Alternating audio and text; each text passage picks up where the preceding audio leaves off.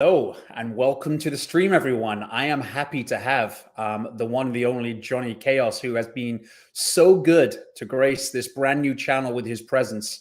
I've been listening to a lot of the smart things this man has said over the last couple of months, and so it gives me a lot of pleasure to have him on my channel and to have a conversation. I'm certainly excited about some of the stuff we're going to be talking about today. Thanks for having me, Okay. man. I appreciate it, man. Appreciate your content, and it's good to see new channels that are reaching larger audiences. Eventually, you got the right material, and I think you're going to appeal to a lot of people. So I like your format. I like what you've been putting out there, and we need some more critical thinkers. Definitely appreciate it. So I'm going to kick off, and I'm going to say that first and foremost, I think one of the things I like about listening to you the most is that you are not shy about communicating your conviction, your confidence about certain things. This whole ecosystem being one of them. And I know that certainly when you and I have spoken, you had mentioned that when you say so many smart things in a community, when you're right about so many things, you're undoubtedly going to garner a lot of followers, a lot of trust being put in you, and with that comes a lot of responsibility. And I know that part of your messaging really comes down to, yes, it's great, they love hearing what you say, but ultimately make sure you're doing your own due diligence. Make sure you're learning and you're educating, because some of the things that are a no-brainer for us that may make sense to us may not make sense to someone else. And so it's always important to get as much of a holistic viewpoint on something before you start putting your money where your thoughts are kind of leading. So I love that. I love that about listening to you, though, because I'm much the same way. When it comes to conviction and confidence, I don't think it brings value to the table to sit on the fence and wonder and ideate about the what ifs too much, because there are already so many people doing that. And I think that if I have something, and you seem to be the same way, that if you're confident about something, if you have conviction and you are already kind of staking your own interests in there, then I'm going to convey that. I'm going to tell people that is what I'm thinking. These are the reasons why. I'll go and listen to some other viewpoints if you want, the other side of that conversation, right? Well, the thing is, when I started the Twitter account, it was me talking to my friends. My videos, you can look at my videos. I don't care about how I look. I just have a thought. I turn on my phone and, I make my statement and I'm done. Right. And it started out with me just talking to my friends. I don't know where the rest of the 16,000 people showed up from. I'm glad you must like the content, but I mean, We did. so I've never really changed that. And my goal was never to start a channel or get any likes or, uh, I didn't expect to be this involved, honestly. It was never my intent to be this involved. It was never my intent to get this kind of attention. And I mean, it's good, but but on the other hand, it's kind of weird, right? So my whole purpose was literally that I wanted to kind of put a stop to like the false narratives, and because I saw a lot of people following people that were just basically blatantly lying to them. So, I kind of wanted to put a squash to those false narratives. The idea was to not become a leader, but to help people learn the skills that they need to kind of navigate the bullshit. Love that. And you're completely right. I think that, one of the things that puts a lot of people off within the crypto space is that there is a lot of bullshit, or there notoriously has been. So I'm not surprised that you've garnered the following that you have. When someone is speaking truth, right? Or someone is speaking in a bit more of a candid and direct manner about the things that they believe and their viewpoints, I think people in this space are getting smarter. And I think that, it's no longer the same old tripe that's going to work. I think that there is much more of a space now for folks who are coming to the table with logic, with sense, with a lot of those trust factors that a lot of people put a lot of stock in. What I don't want to So I was see going to say is too. I mean, one. Oh, sorry. Go ahead. I think we have a bit of a what delay here, so I yeah. didn't mean to cut you off. What I don't want to see is I don't want to see our community replicate the birth of the influencers in 2017, where people have made a right decision, and since they made a right decision, they're just running with that one right decision that they made, and then now all of a sudden they're experts. I mean, that's what I don't want to see from our community. I don't want to see our community just think, okay, well, you know, what we're doing now is just like any other coin. It's not. What we've built here is something totally different. It was built on totally different principles. It's built on the ethos of inclusion. It's built on the ethos of long-term delayed gratification behaviors, not trading, not lottery lump sum mentality. It was designed of, this is something that could literally set you financially free if you do it correctly. But if you treat it just like anything else, it's going to behave just like anything else. And because of that, you're not going to be any closer to financial freedom because your behaviors haven't changed. So if your behaviors don't change, it doesn't matter. It doesn't matter. If you don't learn the proper behaviors, it's not going to matter. If you can't get out of the lump sum mentality where you've got to be all in or all out and you're chasing the prices all the time and you're not thinking about your future, you're not going to get any closer to financial freedom. You're going to be doing the same shit for the next 10 years and still not be any closer or better off. Totally agree. Totally agree. And so, I guess to jump in, I mean, let's talk about hex because for me, and my background, some of you may know, I come from more of a traditional finance background, and so I have never been the kind of person that has jumped on or leapt onto, the newest shiny object when it comes to cryptocurrency. I've been involved in the space, certainly on a personal level, some of which I've touched on in previous videos. But I will say that to me, and I think you communicate this very well. In fact, I think I've retweeted about 50% of your tweets because you do analogies very well. I think my favorite recently was holding the elevator door open for someone. And it's so true. Right now, you can lead a horse to water. And so, for me, Hex just makes a lot of sense right now. I think that, as I've started to learn more about the Hex ecosystem, as I've started to even go back, because I wasn't an OG hexagon by any means.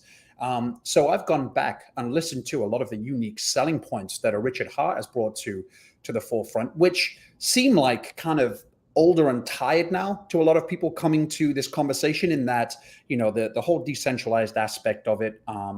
We're not viral yet, right? He said that a lot. We've got some real good price appreciation and we're not viral yet.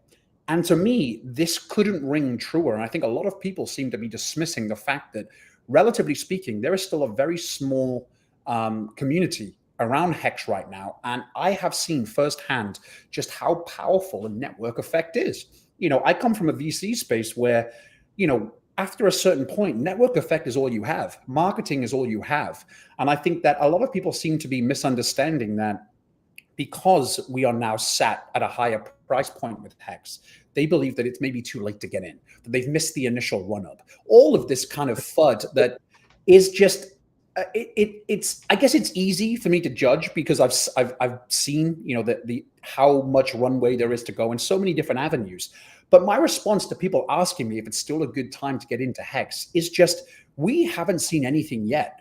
The network effect, when you have a basis of more people who are speaking intelligently about something, and they are telling more people, and they are telling more people, that in itself is a much more powerful vehicle than starting at a slightly higher price point than when the project first came to inception, right? And it's astronomical to me how people seem to be just devaluing how much momentum and how much that snowball effect can take form. It's deal bias, man. It's deal bias. You don't know when you're getting a good deal, and it's perception of value. So if you're not paying a lot for something, you don't value it. It's like, okay, well, these. I did an analogy a long time ago that was really, everybody was really loved, which was I turned marbles into diamonds, and I showed them, you thought you bought some marbles, but really, actuality, these marbles were diamonds all along. You just didn't know it because you saw marbles where there were diamonds, and that's because you enter. Yep. At the point that you enter, what you pay is what you think it's worth. That's what you think. You don't know how someone else is gonna value it later down the road, and you can't perceive that. There was a Bitcoin conference in 2000. I don't know. Bitcoin was $100 at the time, right? Andreas Antonopoulos was talking to an empty room. There was like two people in 50 seats. I mean, our average meetups are 50 people, right? Just an Yeah. average meetup is 50 plus people. So we have a lot going for us. We have a lot more reach than Bitcoin ever had at its very beginning, right? And if you look, were you too late to buy Bitcoin for $100? Were you too late to buy it for $200, three, four, five, even $1,000? Were you too late to Bitcoin? So if you tried to tell the truest of true believers that Bitcoin was going to be $1 trillion market cap and it was going to be $70,000, they would have laughed at you back then, because those are Yep. unfathomable, unreasonable prices that they would have never considered back then. Now, sure, they can go back and say, oh, yeah, I knew it all along. But that's, again, justifying making the right choices after the fact. They're justifying making right choices after the fact. Okay. The guy that forgot that he held Bitcoin did better than the guys that built businesses on it. The guy that forgot that he held Bitcoin did better than people that were trying to trade, because they lost millions and millions of coins in trading and liquidations, right? And so what you end up with is the survivors. A lot of them are the guys that forgot they even had any Bitcoin. They're like, oh shit, I got some of that. Let me go check it out. And next thing you know, we've got the crypto space as we know it, where we've got all these gurus and fake gurus trying to justify their existence by explaining why things that they don't even know. They're trying to justify why they believe it has value instead of what actually happened. They're not looking at the cause and effect. They're just looking at, well, this happened, so now I got to justify it. Totally agreed. And I think we're on the same page when it comes to really simplifying your strategy, right? And I think that I learned that the hard way. You may have, I'm not sure if you heard me speaking about this previously, but my entry point after the first kind of cycle that I came into crypto, I thought I'd outsmart the system. And so I decided to put quite a hefty amount of money towards a starting a crypto mining farm in another country that shan't be named, but I had an in with some warehouses, and so I ordered a big ton of machines from China. I had them come in. I had them set up in this country where electricity was making things very cost effective for me. By the time you set those machines up, they've already aged dramatically. The algorithms and the work that they're putting in are already being replaced by some new. They know what they're doing when they're selling machines. And so by the time I had set this up, my plan of outsmarting the system and really looking to mine, before proof of stake was a thing, I was doing Bitcoin, I was doing Ethereum. At that point, as things started going about 6 months later, the government of this country came in, took my machines away. And so I did manage to keep a little bit of it, but it wasn't a big amount. My point being that during that whole phase, if I had taken that same money and simplified and really restricted the amount of anxiety and stress and logistics that went into play, I would have come out way ahead. I would have made so much more money, even if those machines had been operating at full capacity until they burned out and they weren't any longer usable.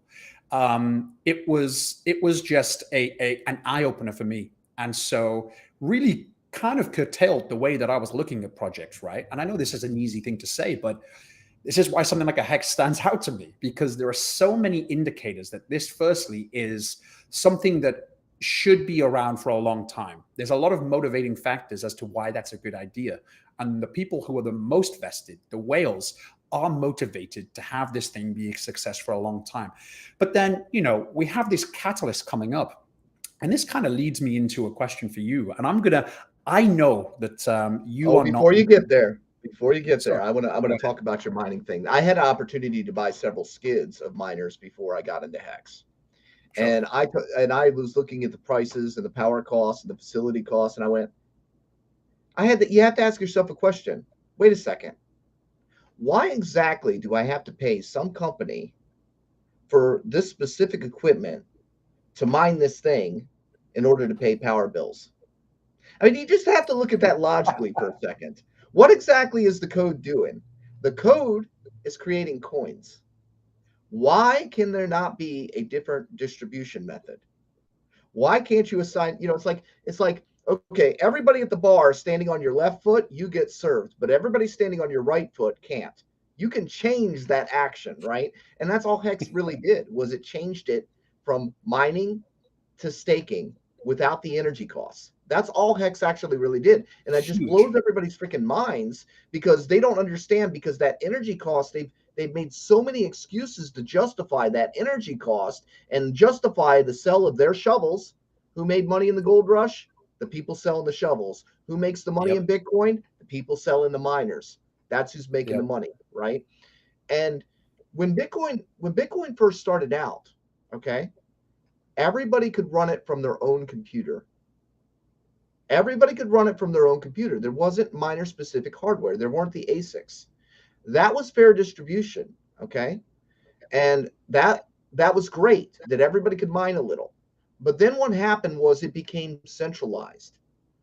The decentralized cryptocurrency became centralized now that only two companies own all of the freaking hash rate. And then two companies make all of the mining hardware. So you are no longer a participant in the ecosystem. You're just a consumer. If you're not producing, you are just the consumer. And all hex stakers, we're all producers. And we're able to do that without paying some company for specific equipment and without, paying the electric company for large bills. It's that simple. And that's huge. That is absolutely huge. And having lived through that, it's huge. I thought it was a good idea. It wasn't. Unless you are essentially a mining conglomerate, it doesn't make financial sense. And And it's still also, wasteful. They 200 million a month of sell pressure. Nobody takes that into consideration either. People are like, "Oh my God, not at look, all. this hex stake with 100,000 is just unstaked." Okay, you got sell pressure for one day. Now imagine you have $250 million worth of sell pressure every month just to maintain the price. Think about that. It has to be sold because they have to pay their power bills. Hex does not have to be sold. You can sell it, you can take your profit, and then you can earn less next time because you don't have enough to buy your T shares back. It's a self balancing system, as where the miners constantly have to sell just for upkeep. That's overhead. Hex does not have that overhead, that externality. And because and the reason why people don't get it is because they have justified those expenses, and most people are programmed. There has to be loss for gain. There has to be loss for gain. Tell that to the government. They print as much money as they freaking want. At least Hex has a Yep. code where the inflation is locked at a set point. The government just prints what they want. In fact, they don't even print it. You know what they do? They give you a zero in your account. That's what they do. Their Yeah. net product is zeros. They just hand them out to the banks, hand them out to their buddies, handing out zeros everywhere. There you go. No cap, no limit. You see, there we go again. You have a great knack, and I've said this before in a previous video too. A very good ability in unearthing, at first glance, what are hidden value propositions, and then communicating them in a way that is digestible, and that is key because you're right. A lot of that that mentality that I guess Richard has been saying for a while, albeit perhaps in different wording, but when people truly understand that, without the rest of these catalysts in place, right? Without any of the recent more kind of, I guess, in the moment selling points, that in itself, that moving away from mining is so huge, and for something that is, I think, going to prove to be a fantastic store of value going forward. It's huge because it does bring a lot of price stability to Hex, and without that buying pressure, and with a lot of the catalysts that we'll probably talk about as well, there's a lot of upward momentum to be had, and these are all things that have continuously kind of fed my confidence in this. I was going to There's say on that note.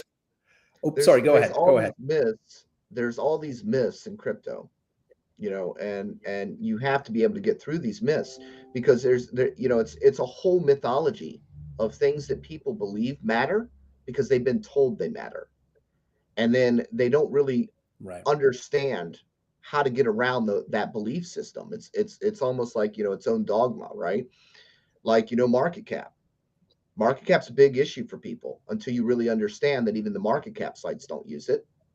Until you understand that it's Yeah. not a limiter because Bitcoin breaks it every 4 years. It's really just an arbitrage number that they made to create a list so they can sell you advertisements by sending you to their website so you can view those lists and view their advertisements. So, and it's more than that, but the point being that, the market cap sites don't even use market cap wire you. Volume. Volume is spoofed. It's reported by exchanges to create an appearance of interest in currencies they may not have any interest in them whatsoever. But you have to take those exchanges at their word for what they're reporting to the sites that you are reading that can and will change and manipulate numbers to their benefit. Okay. And there's nothing to stop them from doing that. In fact, we're still under litigation with CoinMarketCap for literally manually locking hex on page 3 under 201, even though it has yeah, even though it has met all the requirements. So and and they're and trying to and hide that it in because there's itself, no benefit to them. yeah, and that in itself is a relatively new narrative, right? That will only gain Mhm. momentum going forward. Because now I think, and it's news to a lot of people. A lot of people in my network, again, a lot of folks that I know in real life who have that traditional financial background. You start talking to them about how unimportant market cap is, and it's like you're speaking an alien language. I think there is one Oh yeah. thing, yeah, there's one thing in this hex community specifically that has shown, really an evolution in thinking, and one that's going to be hugely important for anyone kind of to get a step ahead in the next bull market, is just how arbitrary that number is for all the reasons you outlined. And institutions have been using this for a while, but anyone who has been, had a trading background or any kind of, traditional VC or really, traditional finance in general, it's an alien concept to them, and it is going to take a little while for that narrative to be drilled home. But it's already happening. I was one of those people. And so for me, I'll openly admit that market cap being as unimportant as it is was something that I've learned kind of relatively recently, in the last year or so, as we started talking about, this new ecosystem coming to fruition. And that's huge If you again. create a That's another thing. belief, yeah, Ben, if you create a belief, it becomes relevant because it's a belief. So that's what it comes down to. Is since the culture of crypto has created the fact that this market cap has been promoted by all these influencers. Everyone goes and checks their numbers. They pull it up on screen because they're paid to, right? They're paid by their sponsors to send people to their website so that they can see the Of ads course. and they can click the ads and everybody gets paid. The whole crypto system has been pay to play for a very long time. In order to get an exchange listing, used to be your coin would not succeed unless you got an exchange listing. In order to get those exchange listings, it was a pay for play system, cost millions of dollars. Plus, you had to Yep. give them an allocation of your coins just to get listed. If you wanted an influencer to talk about it, you had to give them an allocation of the coins, and they charge you upwards of $20,000 for a review. That was their business model. Okay. Yeah. And in the meantime, they took sponsorships like CoinMarketCap, CoinDesk, Cointelegram, and they took sponsorships from them to report the news they were paid to report. Their opinions were for sale. They were paid to report and do positive reviews. Okay. And not only that, later we found out, guess what? They could be paid for negative reviews too. And that's where a lot of the attacks came from Hex initially. Okay. Yeah. From the start. From the start. But we don't have to dig too deep into that. But the thing with market cap is it is different from the crypto perspective from the traditional markets. But because they call it the same thing, you expect, oh, well, then I go over here and I look at the market cap, and I'm used to looking at market cap. So let me look at it here. Let me explain to you in crypto. I have 1,000,000,000,000 coins. I sell one to myself for $1, and I never sell another coin. I now have $1,000,000,000,000 market cap. Do you trust market cap? Right. Because that's how it Yeah. works. Okay. If I sell 1,000,000,000,000 coins and I buy all the coins back at 99 cents, but I put some on the market and I've got $100 there, and then I can spoof my own volume by trading my own stuff back and forth over and over and over again. No one could be buying those coins but me. You wouldn't know, especially on a centralized exchange, because centralized exchanges are all backroom stuff. Okay. DEXs are online exchanges. You cannot execute an action without paying a gas fee. So you would run out of money doing that on a DEX. So the volume on DEXs is very real, and the volume reported by centralized exchanges is very fake. Very fake. Okay. So they can create that idea, and you'll hear people say, but there's no volume. Okay. No volume is according to what? The fake volume that you're comparing it to? And Right. decentralization myth. Let's do the decentralization myth. Do you know there's no such thing as an ERC20 token that is successful, that 90% of the supply isn't owned in the top 100 wallets? Mm. I Bet you didn't remember know. you saying this, actually. I didn't know that before. That is actually the truth. And you can look it Right. up by looking up, going on to Etherscan, typing in the name of the ERC20 token, clicking on holders, and then you click on chart below that, and you will see that that's the truth. In fact, BNB, BNB, until recently, because I pointed it out, until recently, they held 99.25% in the top 100 wallets. And then I made a post about it. Now they have transferred that out into some daughter addresses, and now it says they only own about 70%. Top 100 wallets only own about 70%, but literally 99.25%. Now, why would they do that? Because they will create an asset that has a market cap, a high market cap, and then they don't sell any more coins. They don't have to, right? They've already established a price point. Now they go to get their loan and they say, guess what, guys? I've got this asset. Look, they're $300 a coin. Nobody owns them but me, but they're $300 a coin. I would like to get a loan for my $300 million worth of coins. And that's what they do. And that's where they make their money. You see, they don't need to sell you coins. They use that as leverage. So they are using some of the financial, traditional financial stuff to draw money in by Of creating these course. things and spoofing them like they do. And there's so much corruption in this space, you wouldn't believe it. You know, so it's really refreshing to have something that is code that I run myself and make my own coins. That's it. That's what Hex is. It's code you run yourself.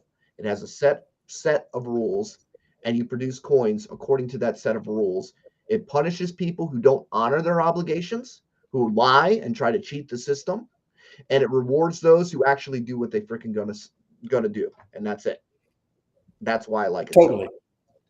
Me, and I think we're on the same page there. And I noticed also too, as we were talking about market cap, there, someone had mentioned in the comments that market cap matters and it's not a conspiracy theory. And I want to explain that we're not saying that market cap is a conspiracy theory. There are uses for market cap. What we're saying is it's not as important a measurement point to plot a course in crypto, because there is a gray area between, as you kind of mentioned, between traditional finance and crypto. There are ways in which different metrics are used to leverage interest, are really used to inject fiat capital more than anything, right?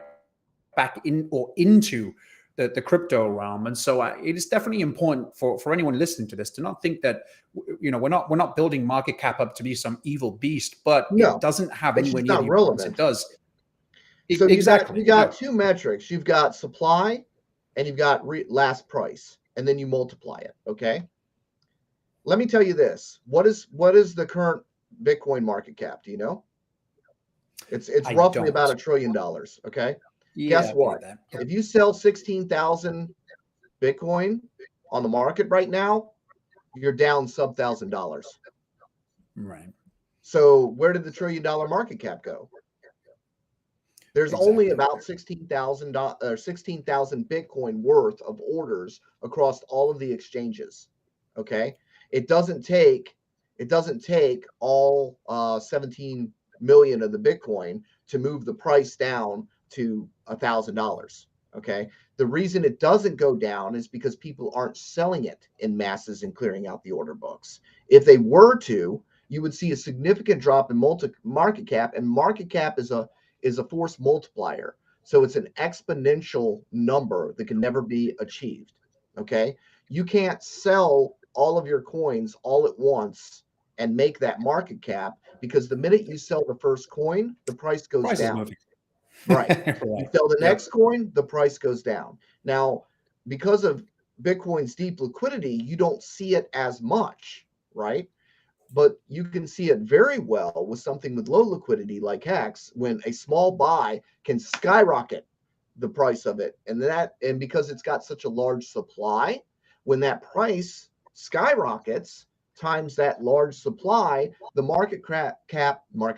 that's about right. The market cap increases exponentially. Now, if you turn around and you try to sell 100 million hex on the market right away, you're not going to get, that 5 cent price. It's going to go all the way down to 4 cents, maybe down to 3 cents, right? You're not going to get that price. So you're not actually, that market cap is never achievable. It's an unachievable number that you cannot sell for. It's an exponential multiplier. And the reason where market cap comes from is something that doesn't have features. You got two features. You got supply and you've got price. So what do? You multiply the two things together, and then you come up with this arbitrary number. Its significance can affect people mentally because they're looking at that because they see it as a value indicator. Okay. But in actuality, it's an unachievable arbitrary number that can never be achieved. And it's one measurement that we're certainly not opposed to taking advantage of if these listing sites would actually list it, given the same parameters that they're judging all other market caps at. But they cheat us. They deduct half our supply, and then they'll probably take another half out because they want their top coins to win. It's literally market cap sites. They always want Bitcoin to be number one because those guys are their biggest sponsors and their biggest fans. So they got to keep Bitcoin at number one because that's going to upset the world. Let me tell you right now, if Pulse's market cap is calculated correctly, it destroys market cap. It destroys market cap out of the water. Why? Because it starts with 150 trillion coins. It only has to go up to 0.00001, and then you got $1 trillion market cap, right?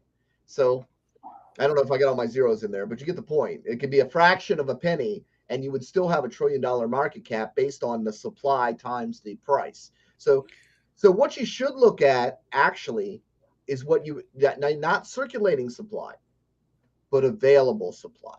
Right. The number you really should look at is available supply. How many of these are in the case and available for sale at any given time? Okay. That would be a more accurate number to look at than to look at the overall supply, because market cap in essence is you're counting the diamonds in the mine. Some of that's for sale, some of that's not for sale. The only diamonds that actually matter are the ones that are in the case and are available for purchase. That's what affects the price. It's not the overall market cap. It is actually just the available supply. Totally agree. So I guess moving on a little bit, one topic I really wanted to touch on, because I know you've talked about this ad nauseum recently too, is this notion of liquidity bonding, right? And so we don't have to go down that huge rabbit hole that it inevitably is.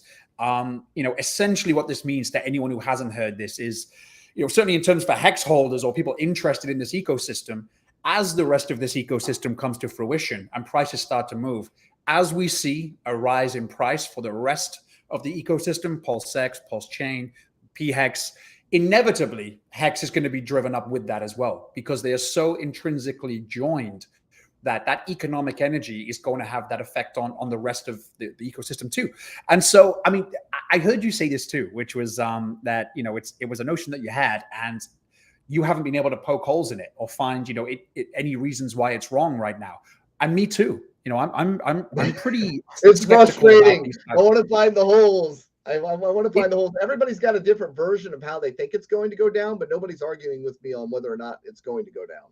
Everyone's got a different version. I think when they think it will happen, but well, for sure. And I also can't help but agree. I think I heard you mention before, correct me if I'm wrong, but talking about just, we could potentially be looking at a rapid timeline to parity between both, purely because it's not in our control. It's within the best interests of the big money movers who want to see that parity take place.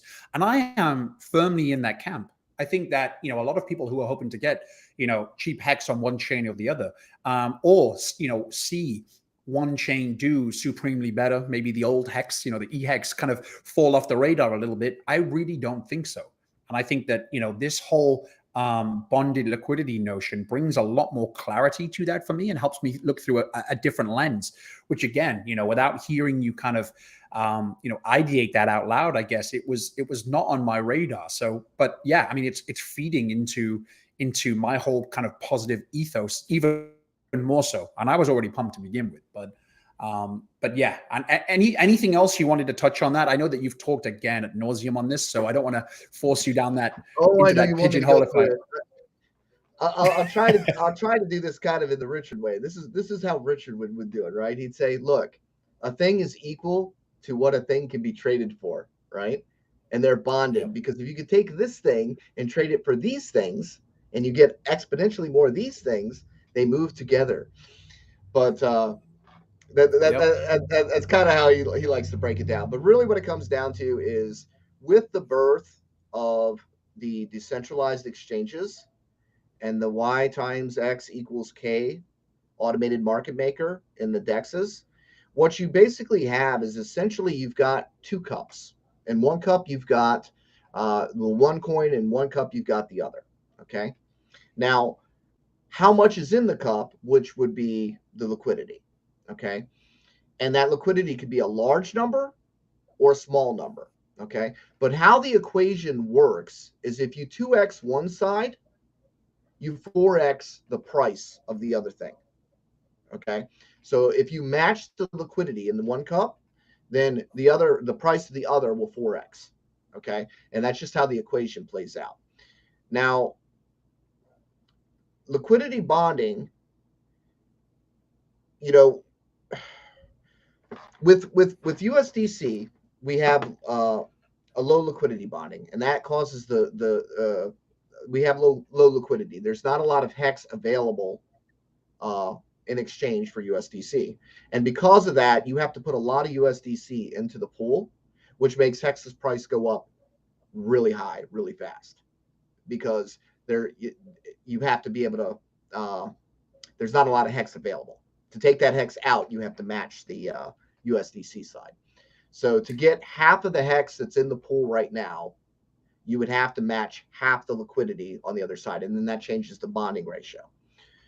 But I know I had it's it hard down to make here. it digestible. I completely get that too, because Yeah. it is a rabbit hole, and there is a lot of nuance to that. But I guess, as an overview for everyone, I mean, it really does mean that existing hex, is going to benefit greatly, potentially more so than some of the initial, or all of the price appreciation that we see with the rest of the ecosystem. And it's powerful. Ben, the thing that matters most is the liquidity and the routing. Everything else is just narrative. Okay.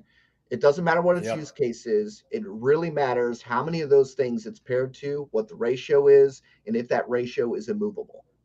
If there's so many coins in there that nobody has enough coins to match one of the sides, you cannot move that ratio. And who has the majority of the new coins? If you're setting up a new candy store, you get to set the prices. Nobody gets to come in and tell you what those prices can be. And you can set it up pretty much any way that you want it to. So we don't know how those pools are going to be set up. So it's frustrating for me to watch people out there speculating on this coin's better than this coin, because it doesn't matter.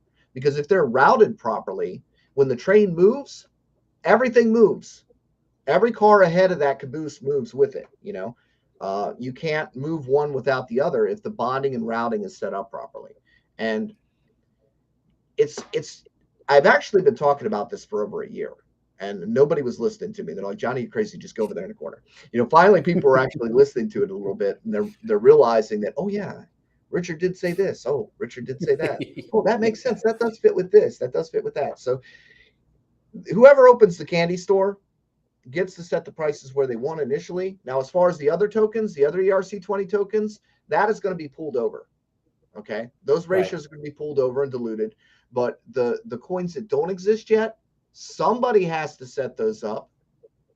Somebody has to set those ratios. And the thing that you like most is, like I said, if you look at apex.win right now, basically one hex is worth like 200 pulse. So if pulse moves a penny, that means hex moves $2. Yeah. If the liquidity pools are thick, you can't stop that from happening. So that's all it takes. And it's a zero and that's cost crazy. way. And I think you're right too. I think anyone thinking they're going to be able to time things and trade things, in their favor is naive. I think that, like you said, the big money is going to dictate a lot of this stuff. And I think that often, as is always the case, the simplest kind of buy and hold could well be the best move to make in this instance. I know that, and I guess I'm going to make a bold prediction here, and I know you're not big on predictions or price predictions and all of that stuff, but I want to get your reaction to this because I am, of the belief that, I mean, we've seen just how quickly the price of Hex can reach, right? We've got these catalysts coming up. We've got, testnet v3. We have mainnet announcements. We haven't heard of, a lot in terms of any and all documentaries and movies coming out, but there's going to be a lot of positive narrative coming into this space. I think we should probably touch on too the SEC getting involved in limiting their limitations they're imposing on staking, and in my opinion, that is again feeding into that narrative of the importance of a decentralized framework around your currency, and I think that's all going to be positive messaging that's going to really do wonders for PulseX, especially as well as the rest of that decentralized exchange. Well, Gensler said it's environment. not the terminology; it's the underlying economics. It's not the Yeah, terminology. So what they're calling staking is not what we would call staking. What we call staking is actually burning. We're not actually staking, we're burning. We're not supporting a network. We are not donating to a common pool. We're not putting it on a platform, and we're not changing custody. So what they are referring to on staking that they're cracking down is these centralized exchanges that are taking custody of your coins. You are giving to them, expecting work from them, and you're expecting profit solely from the work of others. And Hex, nobody's working for you. You're not giving your coins to anybody. You are literally just running a code.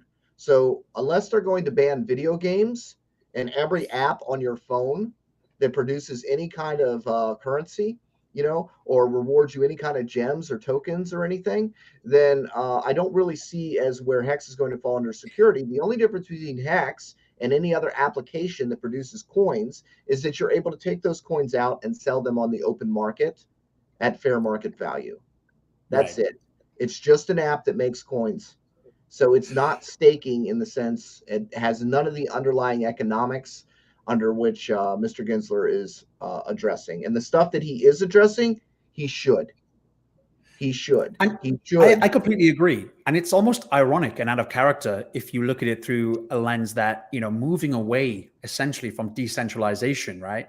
Moving away from that centralized economy, those vehicles is a little out of left field for the government. But I think that maybe that's due to them not having enough foresight as to how this decentralized kind of universe is taking form, right? Because it's decentralized, you can't really do much about it. The only thing they can do is attack the centralized entities that are trying to centralize our decentralized space. And by God, they've done a good job of centralizing our decentralized space. Everybody thinks you have to pay for a listing on a centralized exchange. Everybody thinks you have to go to the coin market cap. They control the media. They control the influencers. They control everything. They have literally centralized the decentralization of this space. In fact, all the coins, like I said, even Bitcoin is 42% owned by the top 2,000 wallets, and they are mostly institutional investors that have way more coins than you will ever own. And they try to market it to you as the people's coin when in actuality, it's no longer the people's coins. The banks own more than you. And that's the thing that you don't get. They're just taking it over, man. They're taking it over. And the reason no one likes Hex is because this is the next step. This is the next step. You got a founder that can't be bought. Okay? You got a founder that can't be bought, and he's not interested in paying off the trolls and paying his way and trying to enter their pay-per-play system. He's doing it completely independently away from that. And the new ecosystem that we're building will be standalone. The new ecosystem will be standalone. It has its own on and off ramps. You will not have to go through these centralized entities any longer to have to purchase your crypto. You don't have to play on their side of the road, their side of the tracks anymore. Don't you think they're going to want to stop that? It's the same thing, just like the banks. So if they can't destroy it, they will try to control it. And that's what happened with Bitcoin was they couldn't destroy it. Now they control it. The ETFs, the leverage trading platforms, all of this stuff that they brought in is to tame Bitcoin. They told you they were going to tame Bitcoin. And now only two entities actually get the new coins. It ain't you. You ain't getting the new coins. If you want new coins, you got to give it to one of their centralized platforms. You got to ask somebody else for yield. You can't produce it yourself. You're not a producer, you're a consumer. Totally agree. And honestly, a lot of that reasoning is why I sometimes will play devil's advocate, or maybe take issue with folks who suggest that this ecosystem isn't or won't be somewhat decorrelated from the rest of the crypto world. And I think these are all indicators that we can, and I'm not saying in its entirety. I mean, thus far, we followed the cycles in pretty much every project, right, to a certain extent. Hex maybe has veered from that in the past, and I think this hype cycle aside, I think that it has a real chance of going into a whole new kind of realm where it's not so dictated by institutions, because Bitcoin is, like you said, a lot of the institutional money and governance, or at least the big market makers, are already well into that. And so with a new ecosystem now, certainly for the time being, we have a new ecosystem coming to fruition, like you said, with Richard Hart not being bought off. He's kind of its own, he's definitely his own man. And I think that there's a lot of runway to be had out of the gates from this ecosystem to almost kind of put itself apart from all these control effects and be in control of his own destiny for a certain extent, which again, feeds into more of this positivity, not just for Hex, but for the rest of the ecosystem too. It's this kind of stuff. The writing is on the wall for me, right? The writing is there in terms of it's not just going to be the early adopters or the older heads in crypto that are going to understand the importance of what it is to be decentralized, what it is to be, separated. A lot of those old selling points, as I mentioned earlier, are going to be better understood, and folks are going to put a lot more interest and impact on that. And that in itself is going to drive a lot of economic energy into this ecosystem. And I think that, many folks out there who seem to have changed their tune about all things Richard Hart over the last, year, as we've kind of been waiting for things to launch, they're not as gung-ho as they used to be. I'm getting the sense they'll probably pick up that momentum and that energy as we get closer. But in my mind, we've got so many reasons right now to be even more bullish than we were perhaps thinking before. And so, I love all of this. I just noticed we have quite a few. This is, by the way, a record for me so far. 227 people watching. Smash the likes, give Mr. Ben a sub. We're going to talk about Ben now. So Ben, what first attracted you to Hex? What made you say, this thing's going to work? I like this thing.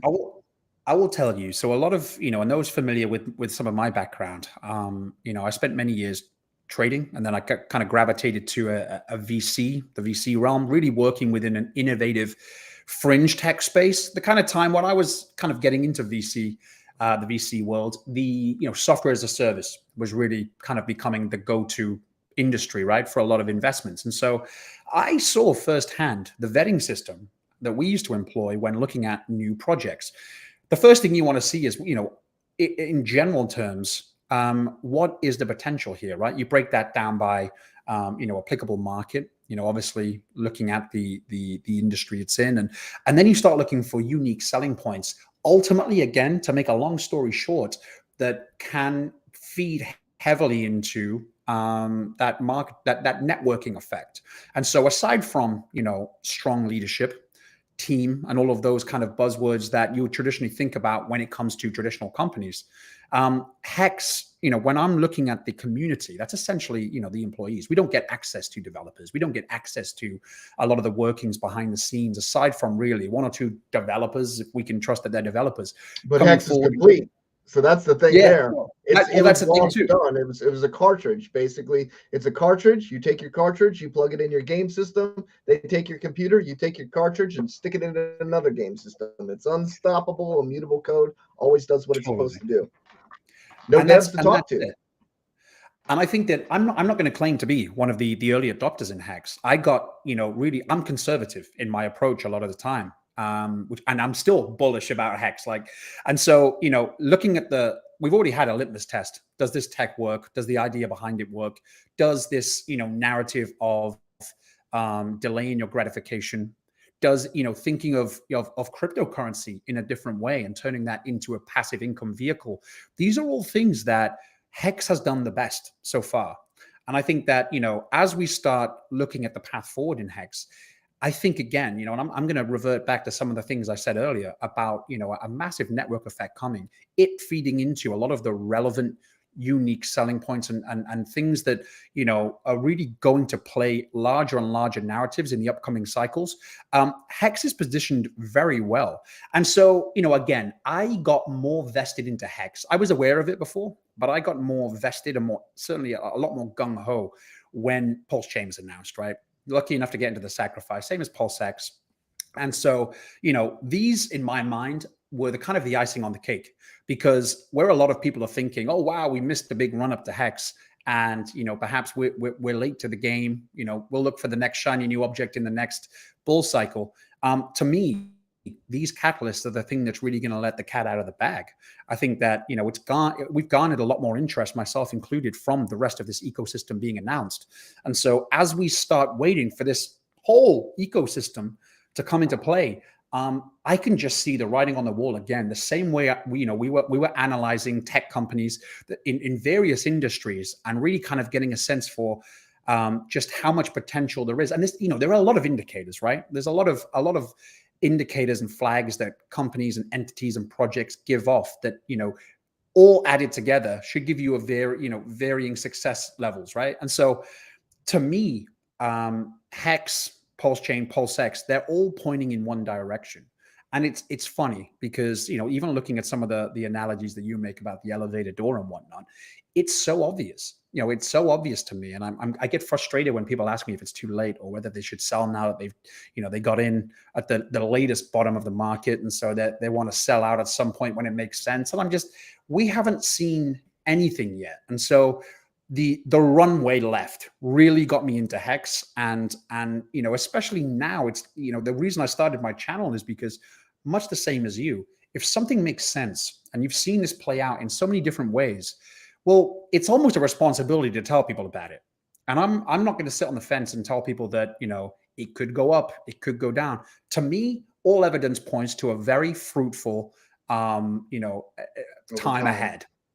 Yeah, for sure. And I think that, I also think that time horizons are going to be important. I also think that Hex, both short or all short, midterm, and long-term holds are going to be fantastic for everyone, let alone, the rest of the ecosystem. And so, I was really excited about the fact that I could get involved in a project and projects that have had somewhat of a litmus test. They're now tenured in the market, meaning that they're not a fly-by-night first project, first time coming in and may rug. They may, we may be looking at kind of some empty wallets, further down the road. 6 months to a year, man. 6 months to a year. Nothing usually, if it's going to go under, it's usually 6 months to a year, and it's just gone. And we're in year 4 now. So yeah, totally. And so yeah, I'm super excited, and I think that I think also I was listening to Walrus. I think was talking about this not so long ago, where he was mentioning that while talking about what we think is going to happen over the next couple months, even, right? And a lot of the folks who are into Hex now, right, as we start getting up to the launch of the rest of this ecosystem, they've already experienced big returns. A lot of them, that new sudden wealth syndrome. So you don't say. many holders have got it out of their system, right? I think he was saying that, they bought their car, they've bought their mom's house, they've done so many things. And so there is even more stabilization potentially to be had by a lot of older, more veteran heads within this community, holding for a lot further down the road. And so it's, again, it's setting itself apart from the rest of the crypto world and putting itself in the same category as an Ethereum or Bitcoin, which most people, it's the go-to for them. The thing with Hex is, the whole point of Hex is to never not hold Hex. That's the thing with Hex. So if everybody participates under those principles that they always want to hold some Hex, eventually the supply gets smaller, guys, because everybody's got to hold some, right? So, but that, Hex breaks the lump sum mentality, because crypto traders, what they do is they sell it all at the high price and buy it all at the low price, and sell it all at the high price and buy at the low price. It's an all-in, all-out lottery lump sum mentality. And what Hex actually teaches you is to ration yourself over time. Yeah. To pick your price points. Not be in a position where you have to sell is where you want to be. You don't want to be over leveraged to where you are forced to sell for power bills, right? You want to be in a position where you are comfortable with leaving it alone. And if you take X off the market, you leave it alone, and everybody takes X market, leaves it alone, and you only take what you need, it's a great system. But if you try to play it just like everything else, you're going to get the same results as everything else. So it has the potential to do other things by using the system and utilizing it as it's designed and always being in a position. I like to tell people, they're like, well, how high do you think X is going to go? I'm like, well, first of all, here's my entry point. Uh, Here's my destination. I don't really care what happens in between. Same. Second of all, I don't know how high the price is going to go, but what I do know is I will have a very large bag when it gets there because I'm not going to give away all of my coins thinking it's all over because this has something. This has the potential to continue to go on and on and on and on and do like you said.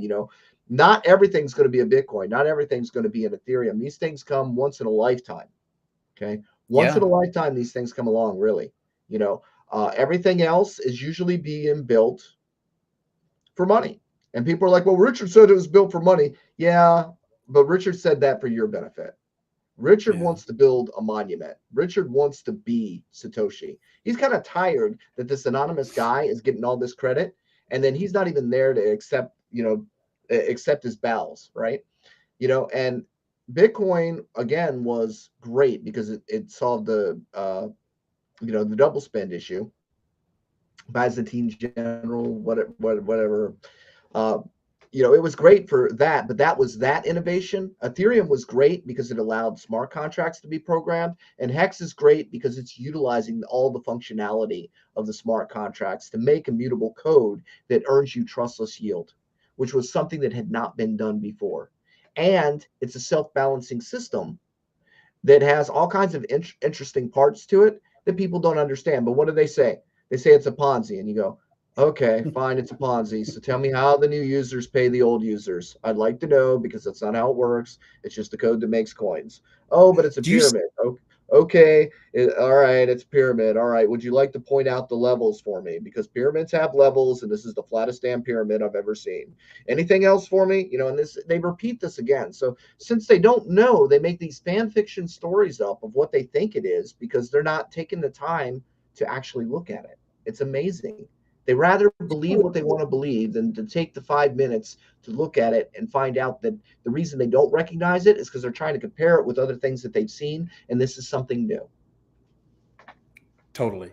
And you were around a lot longer than me in the Hex community. Have you seen a dilution of that scam kind of mentality since, when it started? I imagine it was a lot stronger then. But to Oh you, God, dude! are you still seeing Day as much? one, we had like a whole launch of influencers, and on launch day, Richard was in a room, in a chat room with a Tone Vase and his attorney buddies, where they were just basically, trying to have a gangbang and beat him up with everything, trying to get him to say things and just trying to, anything they could to, flood it. And on that day, Hex was one Satoshi.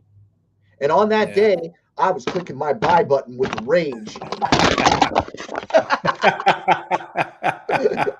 But nonetheless, uh, we've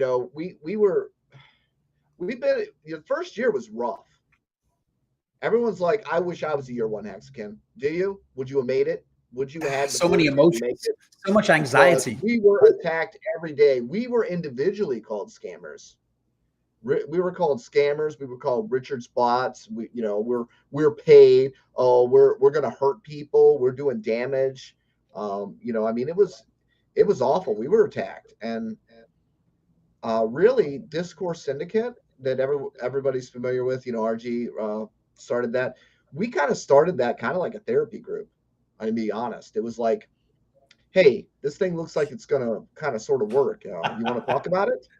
Because I think it's going to work, and all I hear from everybody around me is how it's going to fail, and Richard's going to steal all my money, and it's like I need a little therapy here. Can we just get together for a beer? And that's kind of where Discourse Syndicate kind of started. Was a couple guys, and they wanted to put their necks out there and have a conversation about it. You know, uh, It was like our Yep. support group, really. I mean, it's changed since then. Everything's changed, and we've had a lot of Of things spin course. off from that, and people have gone their own directions and everything. But really, it was really just trying to find out if we were crazy or not. And the Because fortitude needed to keep vigilant, right? I mean, that's to be respected, because I'm sure a lot of people didn't go through that kind of fire period, and then oh they're no, obviously they're now celebrating. we had we've had over 13 scam coins. We've had applications that stole people's money. We still got people in the community floating around doing the same kind of bullshit they've been doing, But the point is that yeah, we don't need coin in the month club here, guys. Seriously, we don't need coin in the month club. So we had a lot of stuff. We had our biggest influencer that actually had a following at the time because nobody knew who any of us were.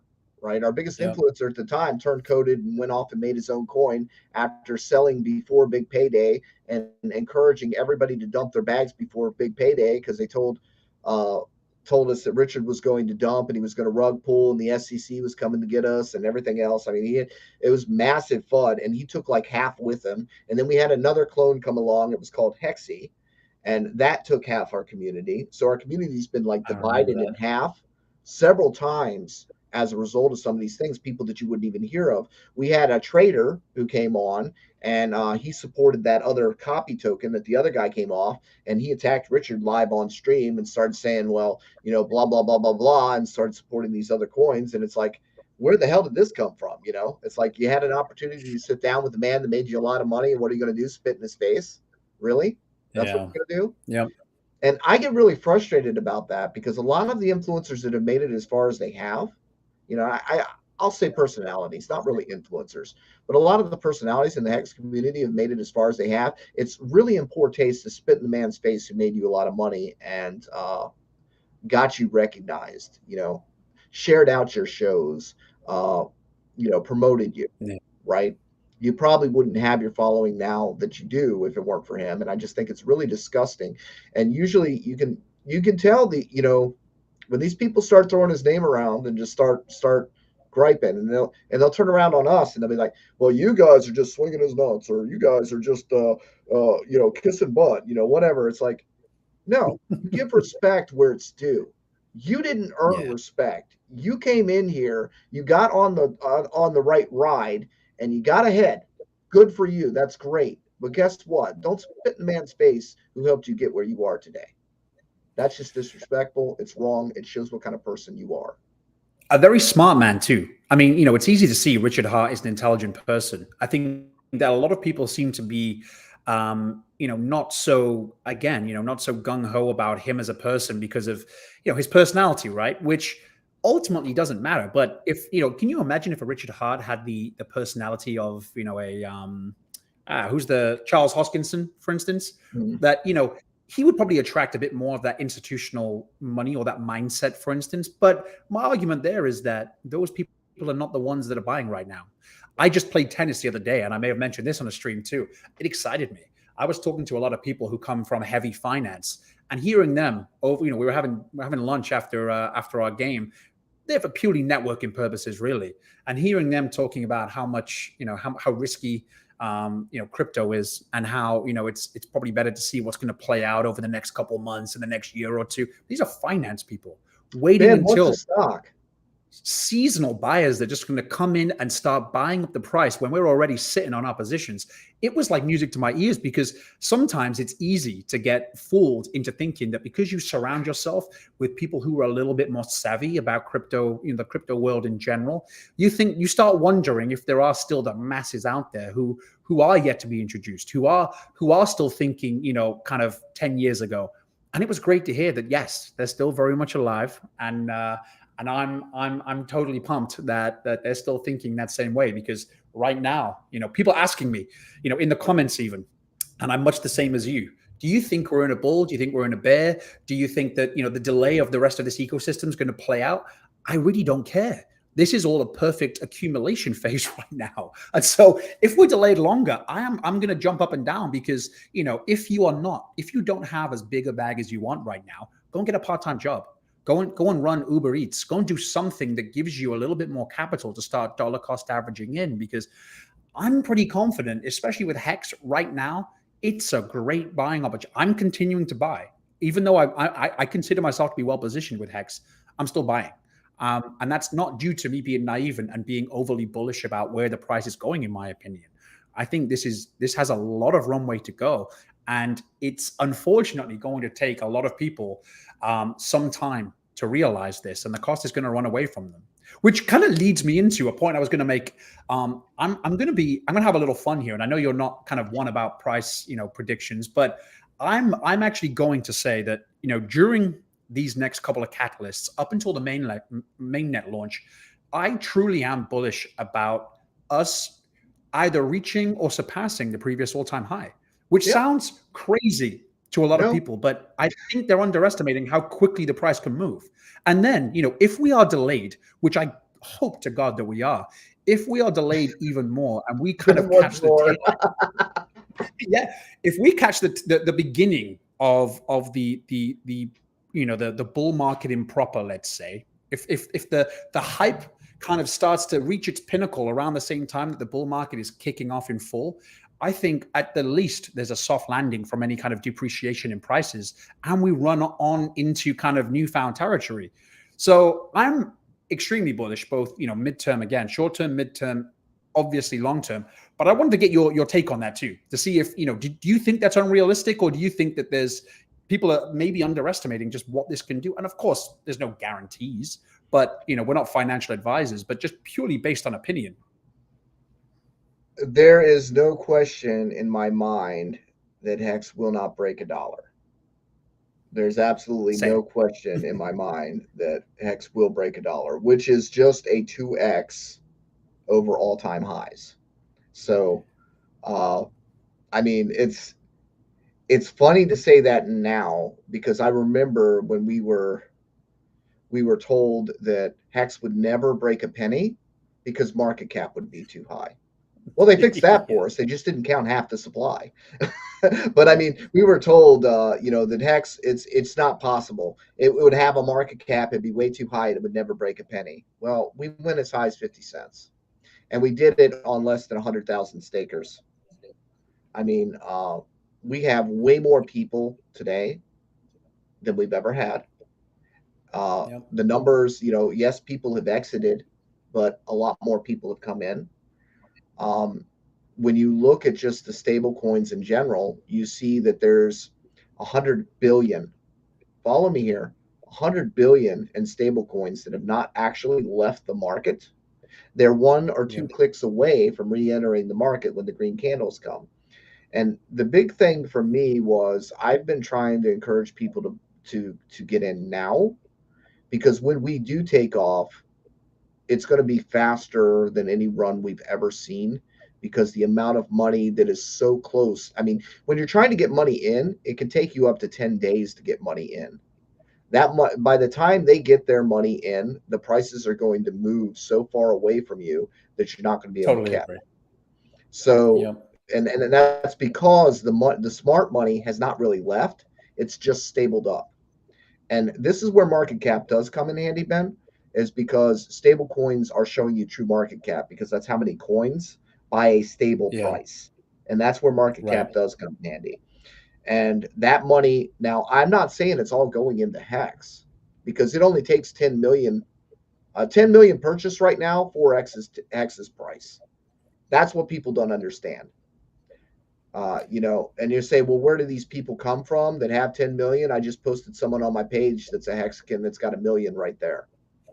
He could just hit one buy button right now, and there is money out there. Yeah. And by the way, it's what you asked earlier on, what kind of got me into Hex, especially, and more back into crypto than I ever have been before. I have personally, and just so everyone watching here, because I know the majority of people have modest bags, let's say, and I'm saying that relatively speaking to some of the juggernauts that are out there. I personally know, and I've talked about this in a previous video too, throughout my career, I have been surrounded by, as we all are, right, people from different walks of life, and a lot of the money bags, right, the people who have done very well through their traditional route. A lot of, the ones walking around with the most money, the biggest net worth. I have seen that transference of wealth take place before my eyes to folks who have made hundreds of millions of dollars in the last bull cycle and the cycle before that.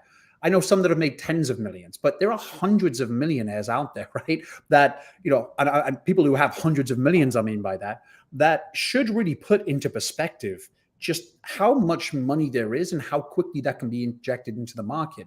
And somehow, especially with folks who have been around for a little while, there is a certain element of seasonal buying taking place, which is why I'm so excited for the bull market to come kind of hot on the heels after this whole ecosystem comes into play. Because I think that, like you said, there's a lot of money sat on the sidelines that hasn't left the market, that's still going to be put to use. And lots of that I see coming into what I think will be the story of the next bull cycle. And that is the Richard Hart ecosystem, Hex in particular.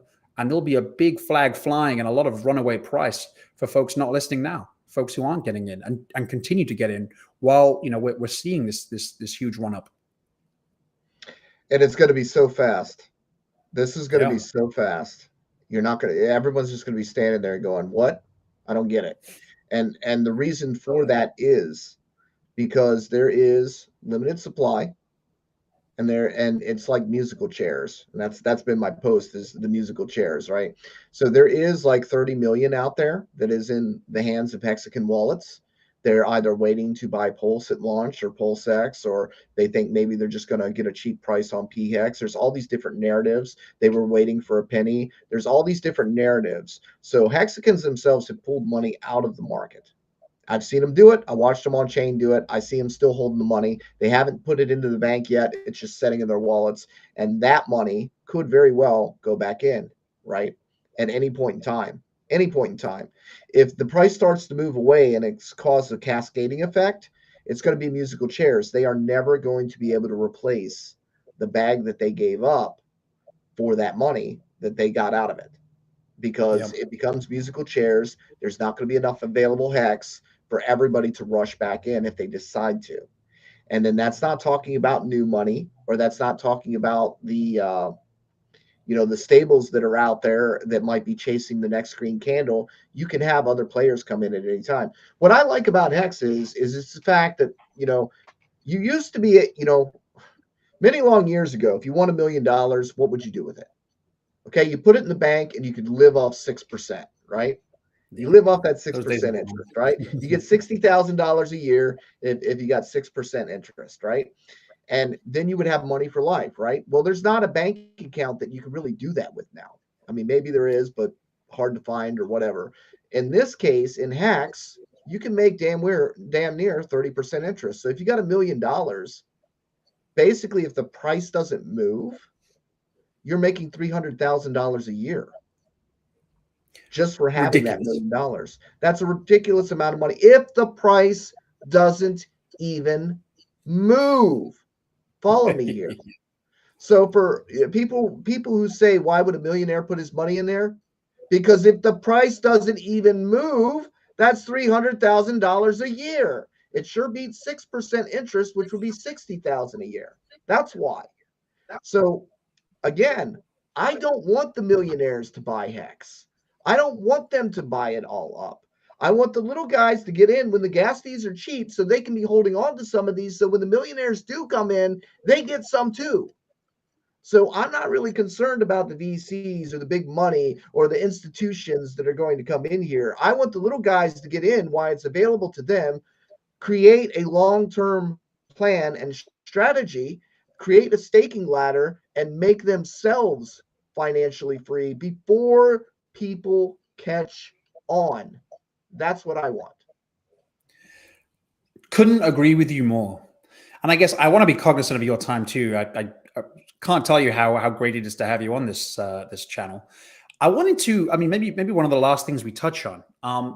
Fast forward, let's say, a couple months, years. I think I know the answer to this, right? And I'll preface this by saying, if I'm building a nest egg for myself, if I'm building a nest egg portfolio, to me, Hex is at the center of that. I think that it's going to be instrumental in that for all of the reasons you mentioned. Fast forward this time, we've seen some big price rises, we've maybe at the point where we actually want to be at. Is Johnny Chaos looking at other tokens?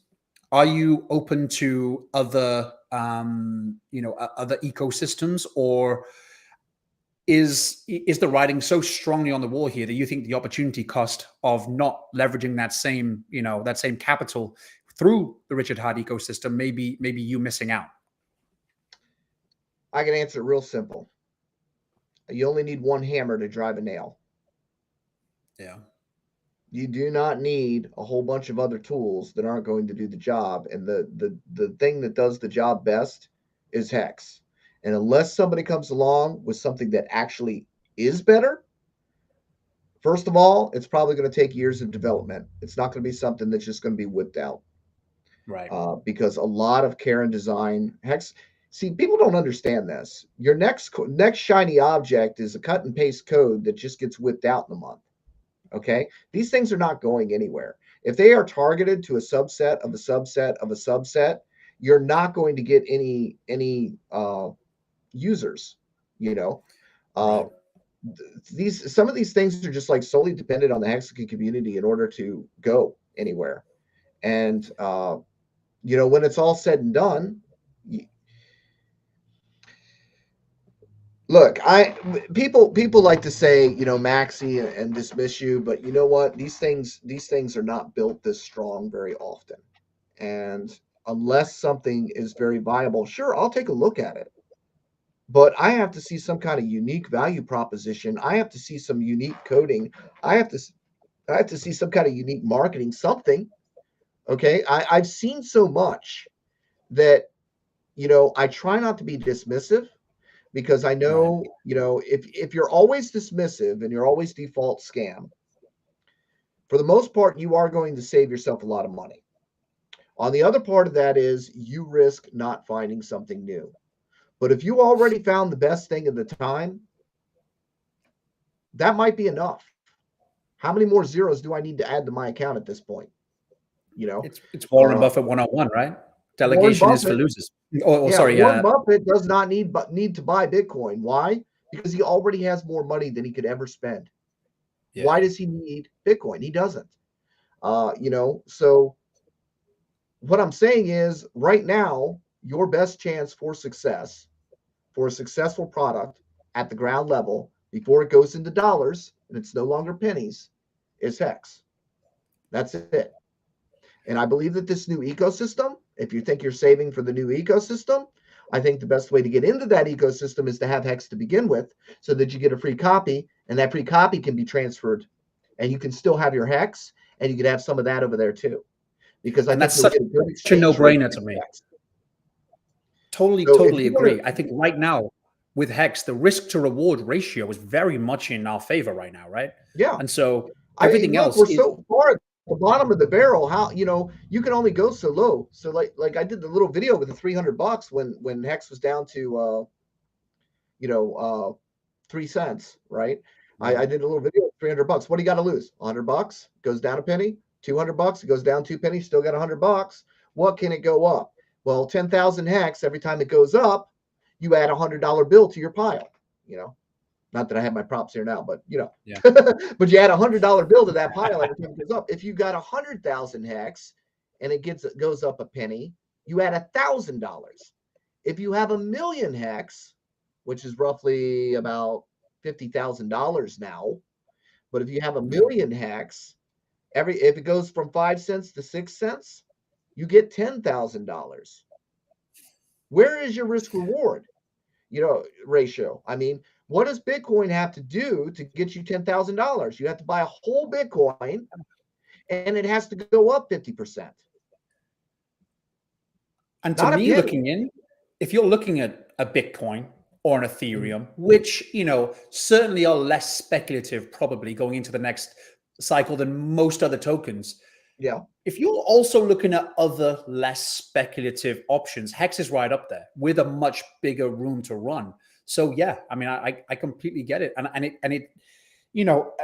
I've talked to friends, I've talked to family about the best way to get into this ecosystem. My first and foremost piece of advice, and again, it's just opinion, but buy Hex.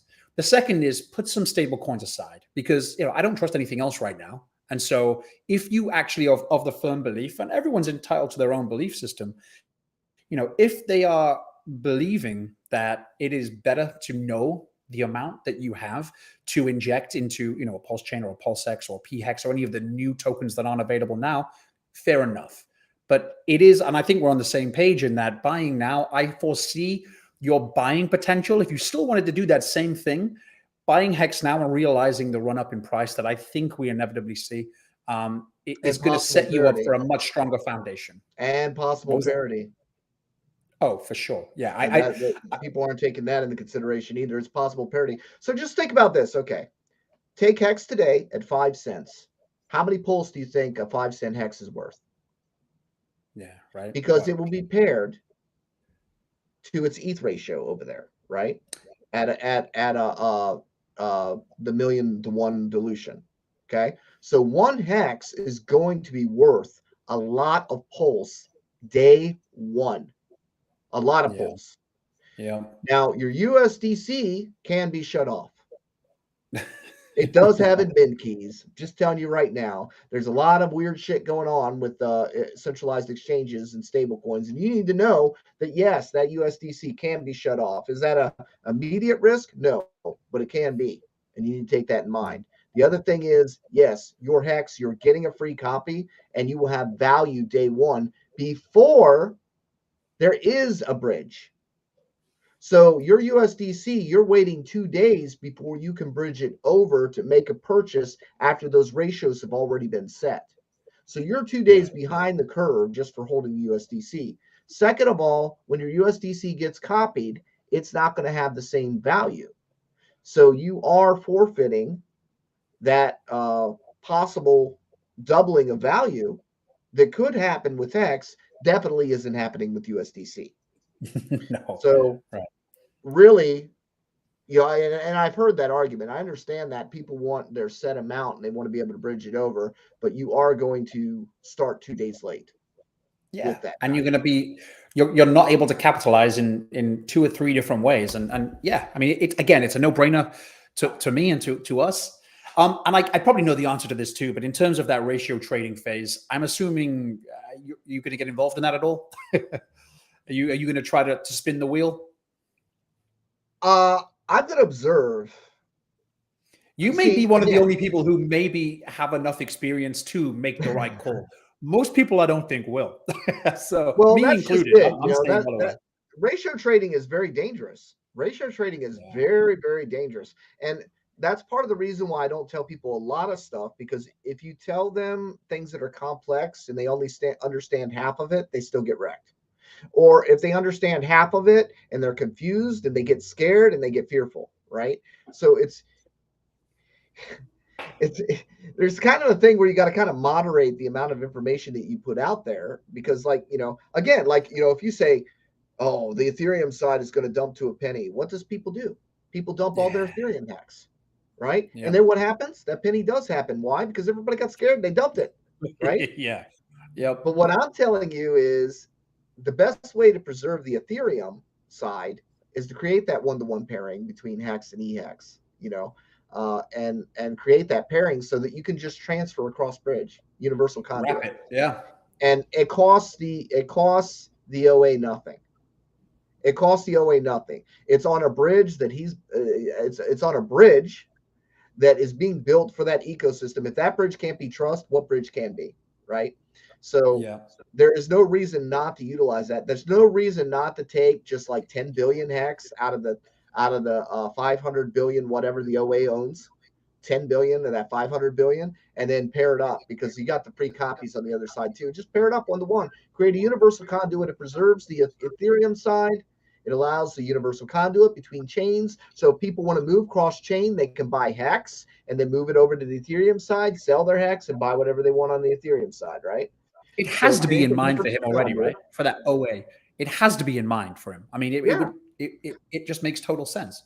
And it creates a stable liquidity pool so that others can match that liquidity pool and earn Hex for EHEX and PHEX. They can earn them both. Now, it won't be at the same rate, as staking hex, and it shouldn't be. In fact, the fact those pools need to be large, because those pools aren't large, and that there's no reason to stake hex anymore, right? So if you leave those pools too small and people can do that and they can earn more not staking, then they would just leave it in the liquidity pool and they wouldn't stake it all and use the function for what it's worth. If that's the case, then guess what? The stakers get paid more because the staking pool goes down. So there's all these cool interactions. So no matter where people shift, your best bet, no matter what, is still staking and holding your damn hex. For sure.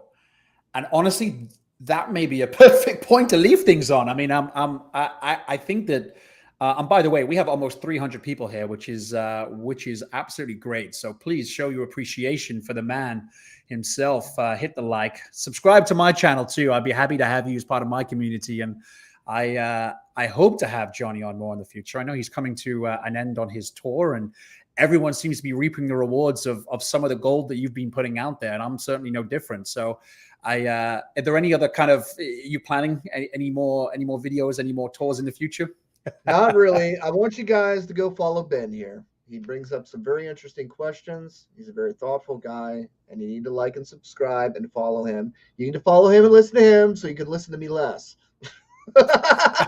And also, you guys, I know you did a show with Crypto Coffee. Yep. I think Matt is a great guy. We share a lot of the same perspectives and stuff.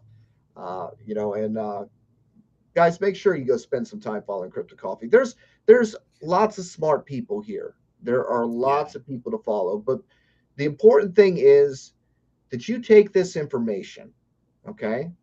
You apply it yourself, and you don't look for somebody to follow. You become the leader you're looking for. That's what's important. I want you guys to become your own leader. Don't hang on everybody's words. Don't look for somebody to tell you what to do. You need to be responsible for your own decisions and be the leader that you want to be. Perfect ending. Totally agree. Well, again, thank you for coming on. I hope this is there's more to come for certainly the conversations that we have. Keep putting out the gold on Twitter. I know I've mentioned it before, but I will continue to retweet. It's so easy when I look at your tweet and I think, I don't have to say it. He's saying it perfectly and better than I can. So love it. And thanks again. I've thoroughly enjoyed this. I hope everyone else has too. I will also put this up for everyone who may have missed this too. So if you're watching this back, again, please enjoy and hit the like. But Johnny, a pleasure, man. I look forward to the next time and to listening to wherever you may be. Thanks, Ben. Thanks for having me. No problem. Thanks, everyone. Bye.